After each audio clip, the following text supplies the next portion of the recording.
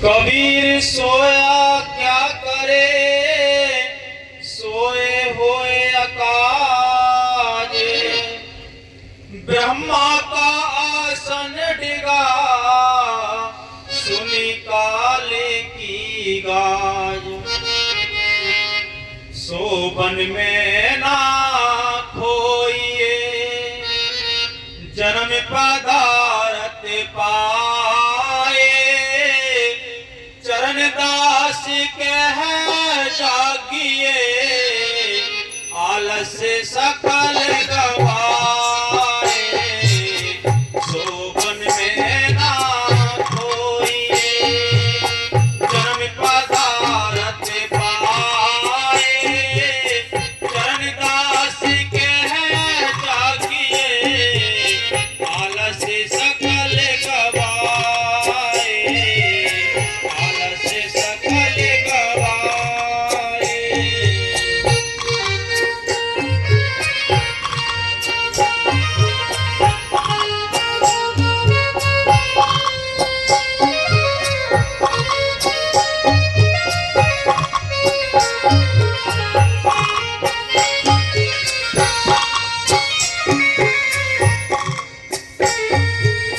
सोबन ही में हानि है, जागल में बहुलाभ। सोबन ही में हानि है, जागल में बहुलाभ। बुद्धि उपजी होते हैं, मुख पर चढ़े जो आभ। सोबन में ना खोइए, जन्म पदारत पाए।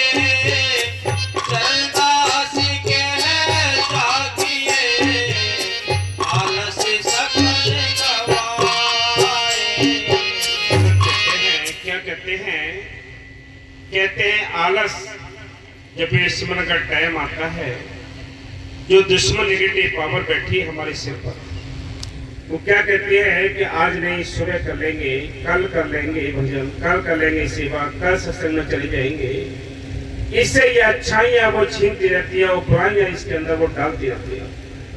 इसीलिए संत कहते हैं एक दिन इंसान धीरे धीरे बुरा हो जाता है। संत कहते हैं सोबन में ना कोई वो जन्म पदार्थ पर बड़ा कीमती समय मिला है, बड़ा हीरा जन्म मिला है। आज ये बर्बाद हो गया हमारे हाथों से ही, तो कल आपको ऐसा टाइम नहीं मिलेगा। दुनिया तो बहुत मिलेंगी, जन्म तो अभी मिलेंगे, लेकिन मालिक की मेहर से उस मालिक को प्रकट करने के बाद कोई जन्म नहीं मिल पाएगा। इसलिए संत कहते हैं कि सोबन में बहुत हानि है, जागन में बहुलाभ। बुद्धि उपज ही होते है, जब इंसान जागता है तो नए नए ख्याल आएंगे। सोएगा तो मुख पर ज्वार चढ़ जाता है, जैसे आपने देखा हो कभी बुखार के बाद होठों पर फुंसियां सी बन जाती है, इसी प्रकार गंदगी आती है। ऐसे ही ये जन्म बर्बाद हो जाएगा। हाँ जी। सोबन जागन भेद की, कोई की जानत बाते। साधु जन जागत तहाँ, जहाँ सबन की राते।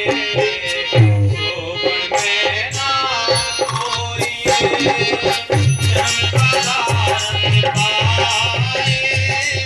चरण दास कह जागिए, आलस सकल गवाए।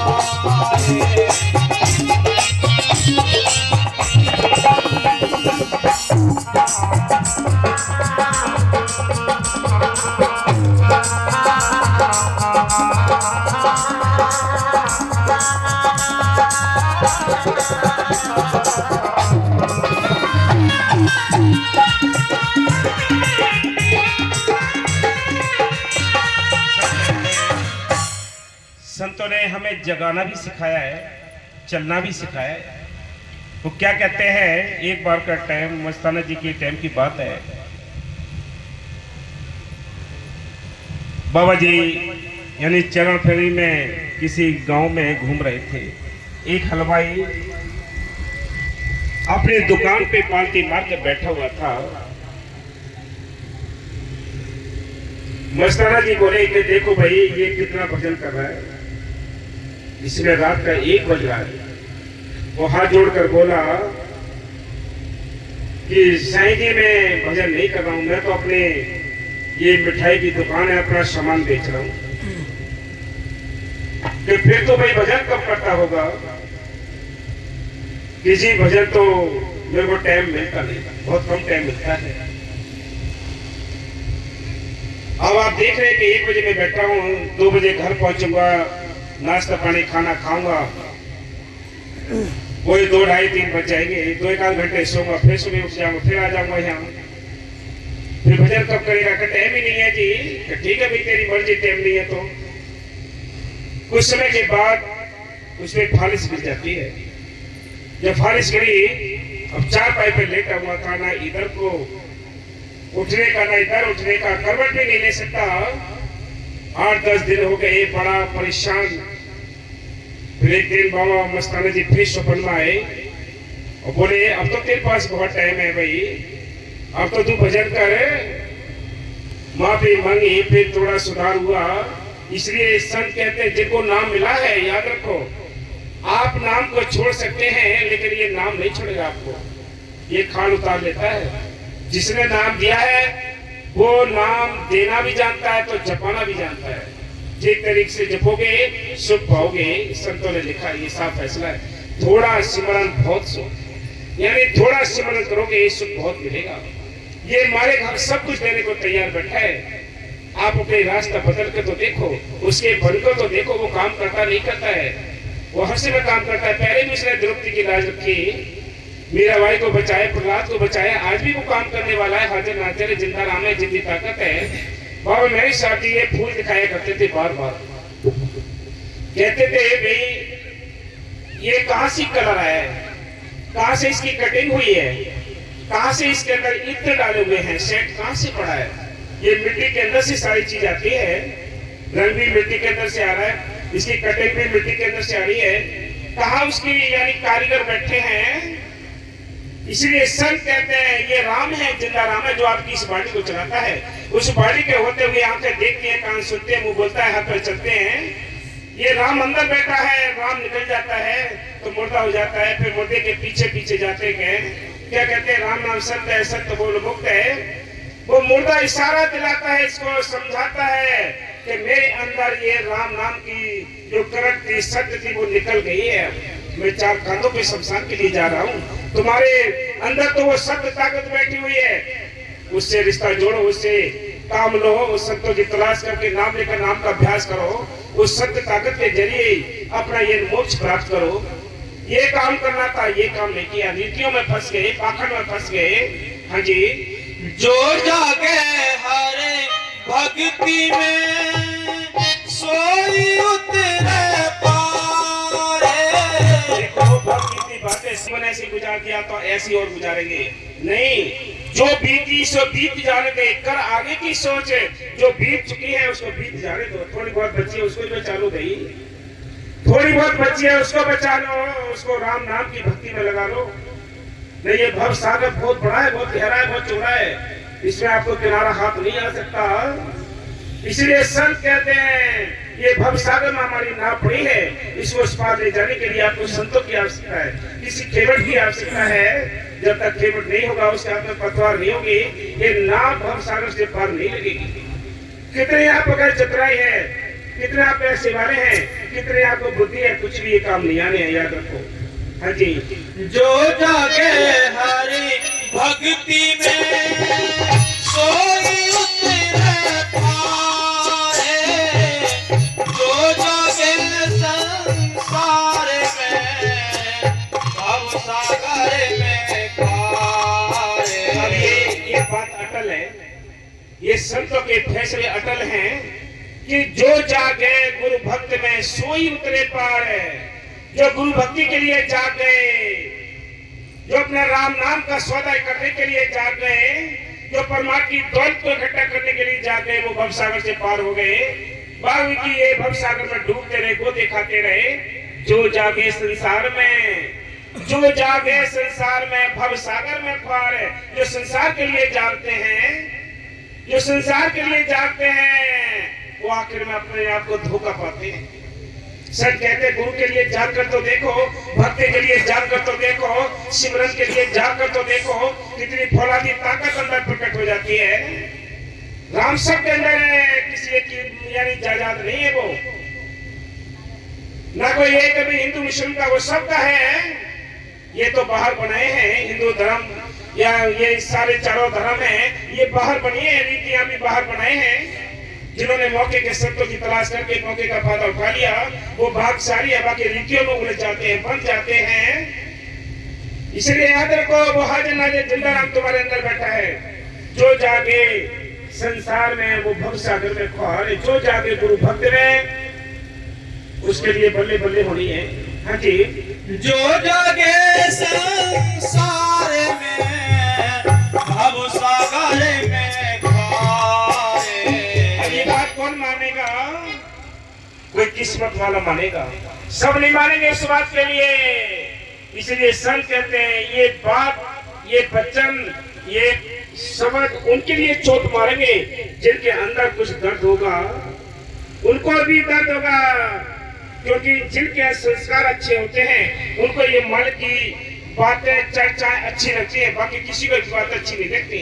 हाँ जी, जो जागे संसार में भव सागर में पाए, शोभन में नाम कोई जन्म पदारथ पाए।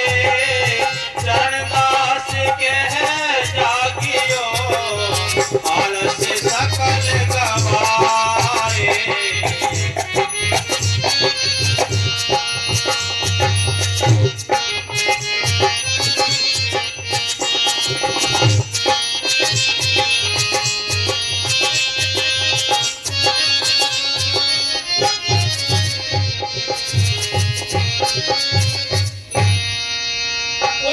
उलट जपो राम ही तेरा सीधा हो।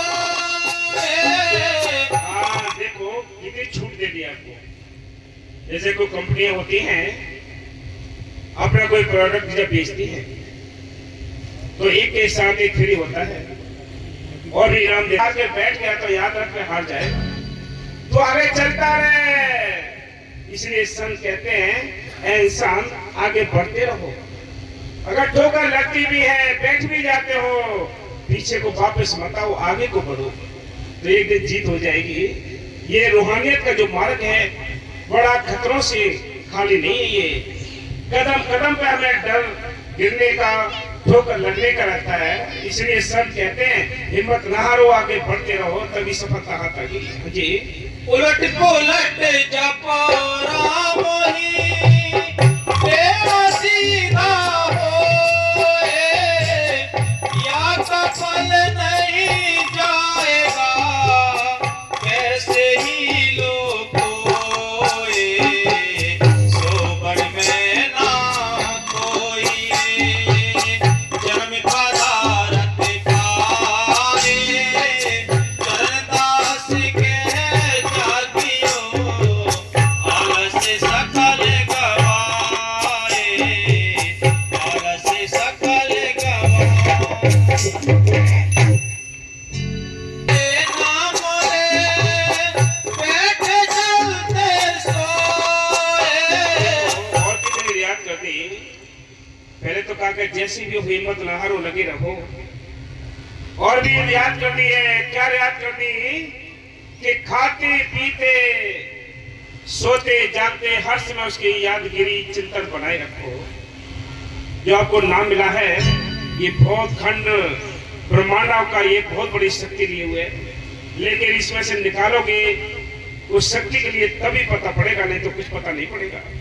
इसलिए संत कहते हैं, वो क्या कहते हैं,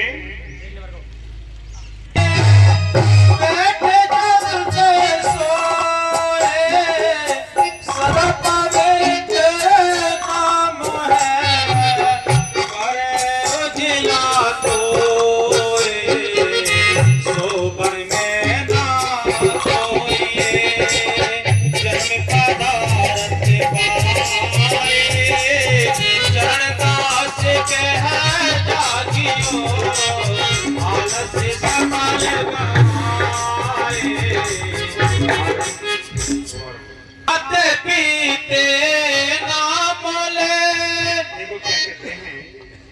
बड़ा सुंदर लिखा है, कितनी रियायत की आपके लिए कि खाते पीते नाम ले, बैठे चलते सोए, सदा पवित्र नाम है, उजला करेगा तो।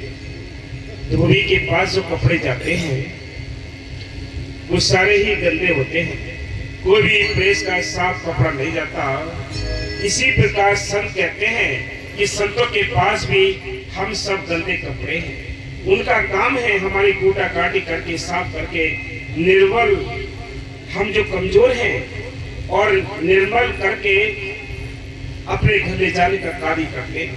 ये संत हर एक युग में करते आए हैं। हाँ जी, बैठ खाते पीते नाम ले, बैठे चलते सोए, सदा पवित्र नाम है, उजला करे कोई, सोबन में ना कोई, जन्म पदारथ पाए, शरण दास के जागियो, आलस सकल कमाए।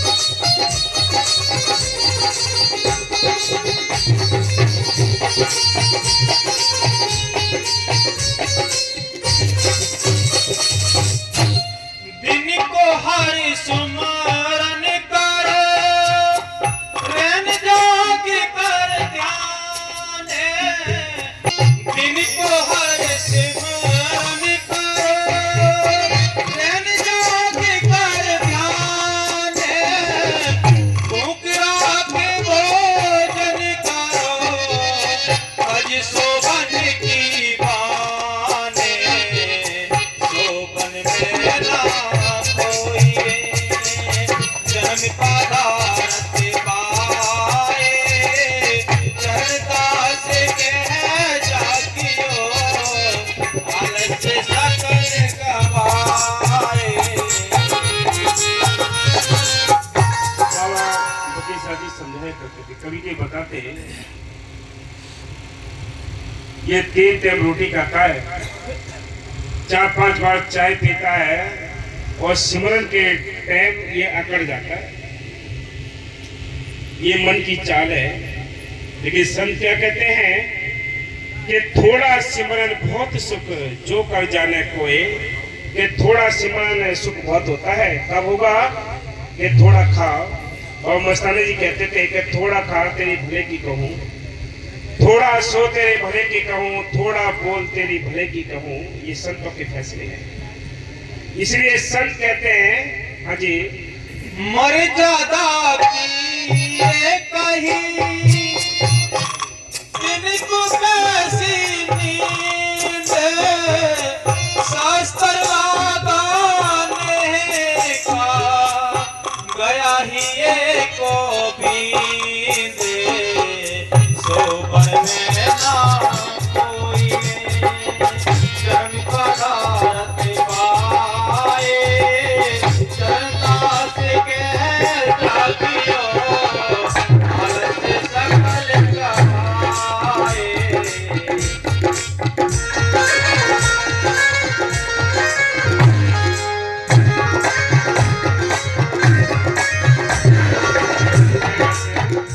कहते हैं कि जिनको मालिक की मेहर से, मालिक से मिलने के लिए उस शब्द के नाम के प्रीत के तीर लग गए, उनको नींद कहाँ हौसले बेचैन रहते हैं और वो ब्रह के जो तीर लगे वो हस्त में दर्द करते हैं।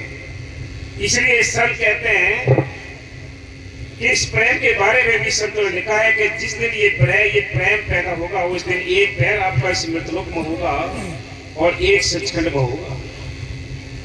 संतों ने साफ लिखा है, कोई भी कसर नहीं छोड़ी हमें समझाने की, सारा कुछ समझा दिया, लेकिन मन ये ढीठ है, हमें समझने नहीं देता है। ये मन है, काल का एजेंट है, छोटा काल है ये। इसने पूरी कोशिश की है ये आत्मा अपने घर ना पहुंच जाए। इसलिए संतों ने हमेशा ही समझाया है कि आप सतगुरु के सहारे नाम जप के अपने इस रूहानी सफर को तय करके अपने घर चलो गई। हाँ जी। सोए हैं संसार सो जागे हर की ओर, सोए हैं संसार सो जागे हर की ओर, जिनको एक रस ही सदा नहीं सांझ नहीं भोरे, सोबड़ में ना कोई जन्म का दारत पाए, चरणदास के जागियो आलस सकल गवाए, आलस। क्या कहते हैं कि संतों ने जो हमें नाम दिया है, जिसको वर्णात्मक नाम कहते हैं, ये जुबान से रटा जाता है, इसके द्वारा एक अंदर और जिसको अजपा नाम कहते हैं वो प्रकट होता है। लेकिन जब वो प्रकट हो जाता है तो नासान सवेरे का कोई मतलब नहीं होता। जब हर समय 24 घंटे वो ख्याल जुड़ा रहता है। मेहनत करनी है तो आपने इस वर्णात्मक नाम में करनी है जो बोला जाता है।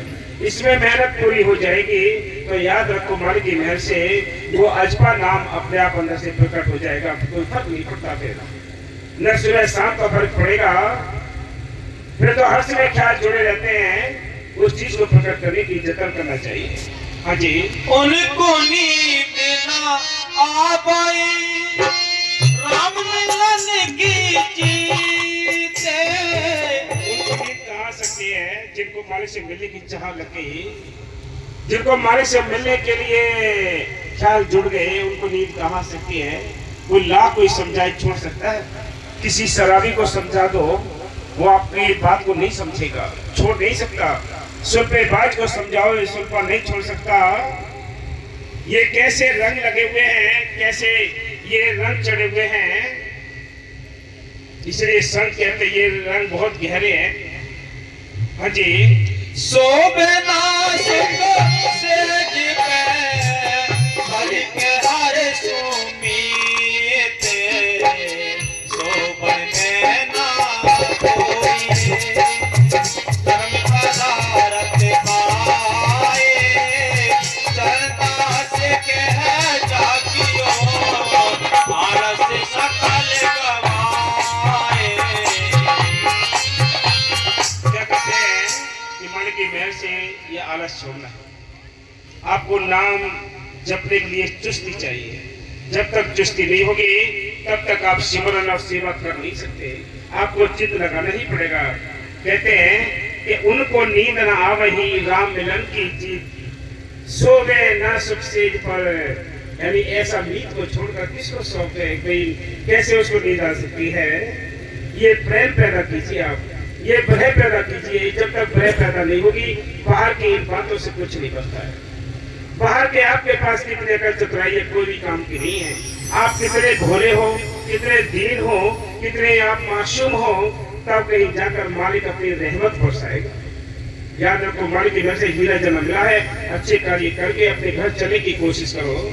ये भवसागर है, इस भवसागर में हमारी नाव पड़ी है, इस नाव को पार लगाना है। हाँ जी। दिन से जड़ सहज छूटा भूप, चले गए घर छोड़ के हर बिरकत का रूप, सोबर में ना कोई। हम पहला कोशिश करें कि भाई भक्ति के हो और जिनके अंदर इश्क मालिक के साथ हो, मालिक से मिलने का शौक हो, उनसे ये सहज में ही जग छूट जाता है।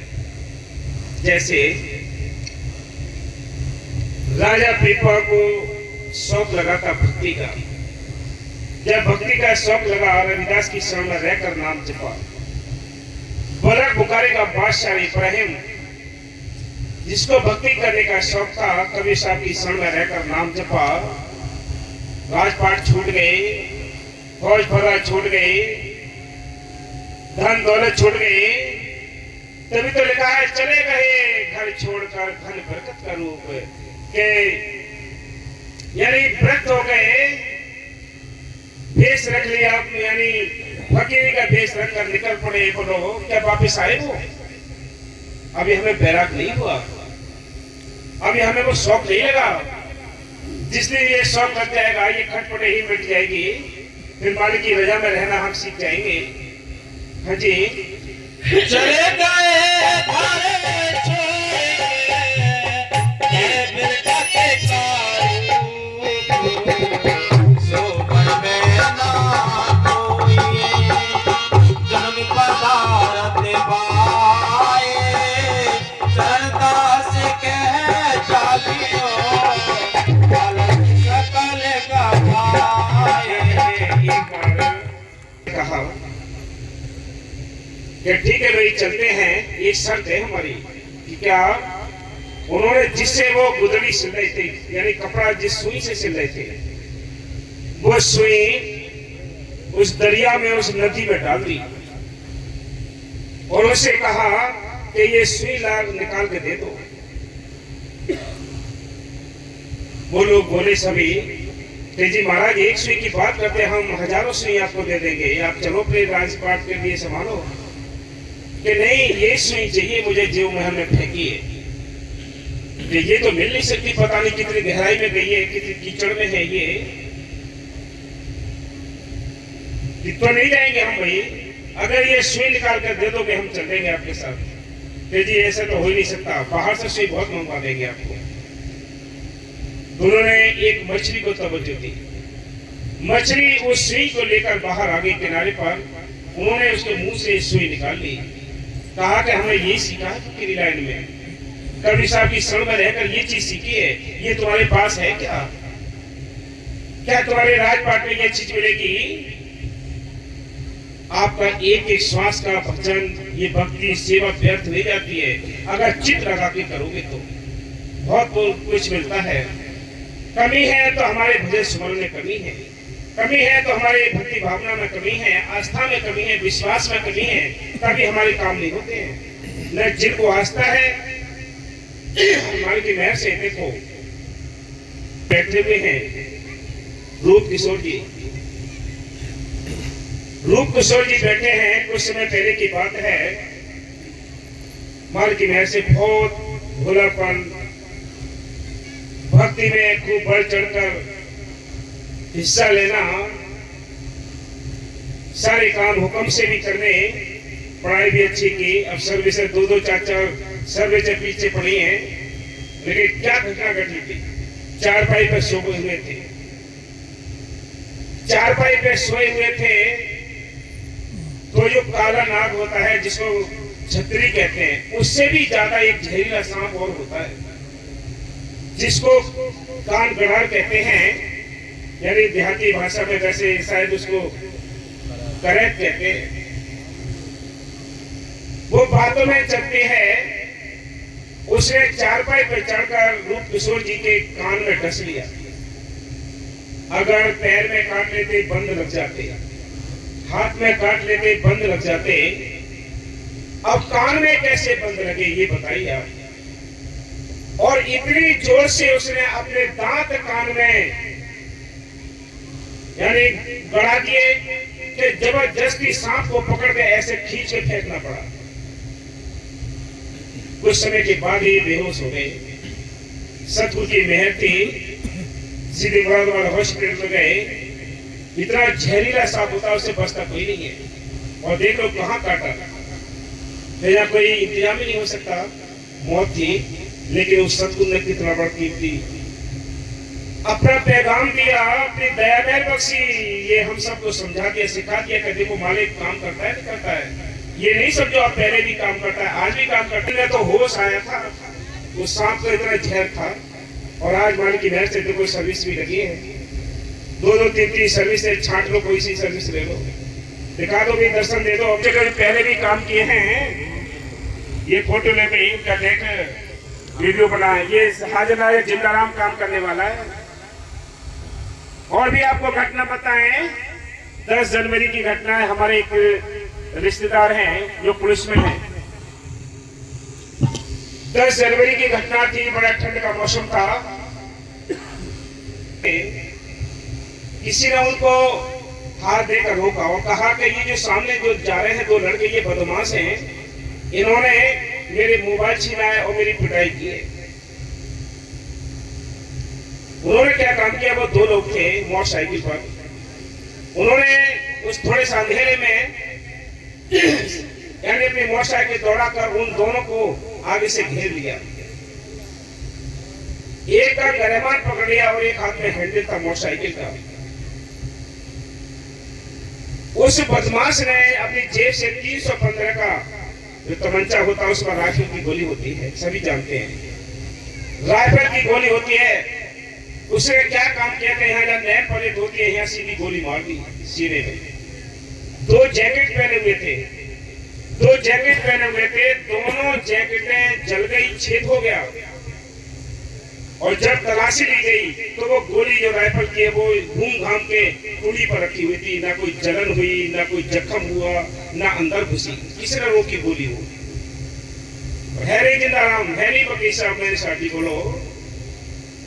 लेकिन हमें पता नहीं है, हमें ठीक विश्वास है तो मालिक हाजिर है। वैसी बस्तर जी ने इसका नाम हाजिर जिंदाराम नहीं रखा है, याद रखना। वो श्री रखा है तो वो हाजिर है, हर समय काम करता है, कोई कराने वाला चाहिए। हम उथल पुथल में रहेंगे, कब काम नहीं करता है? जैसे तालाब में जाकर आप किसी पानी में पत्थर मार दो।